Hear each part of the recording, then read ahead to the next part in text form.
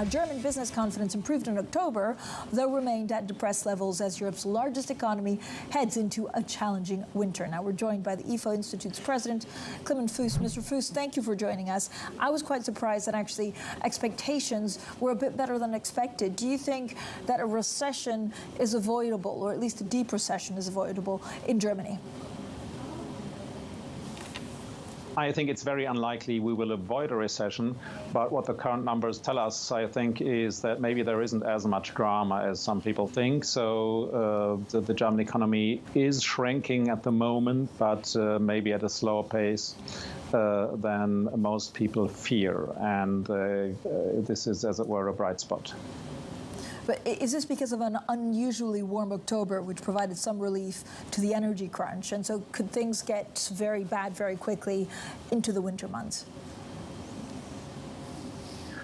I think the major risk is a gas rationing scenario. That is a scenario that may occur in the first quarter of 23, around February. A lot depends on gas consumption in the coming months, and that in turn will depend really on the winter, on the weather. If it's a very cold winter, or if it's an unusually cold winter, things will get very tight. And if there is a gas rationing, parts of industry would have to stop production, and that would be very bad. As long as we don't get into that kind of scenario, I think we will get through this.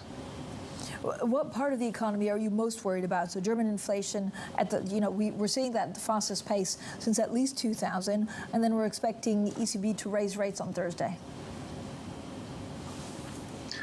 It's certainly energy-intensive manufacturing, the chemical industry, the glass and ceramics industry, the steel industry, the metal industry. These energy-intensive companies have huge problems. Some of them have reduced production, and they would also be affected if there was a gas rationing scenario. We also have worrying data coming in from parts of the service sector, the hospitality industry. Here it seems to be the case that people are cutting down spending because they need money for heating and for gasoline, so they spend less on restaurants. So hospitality will also have a difficult winter.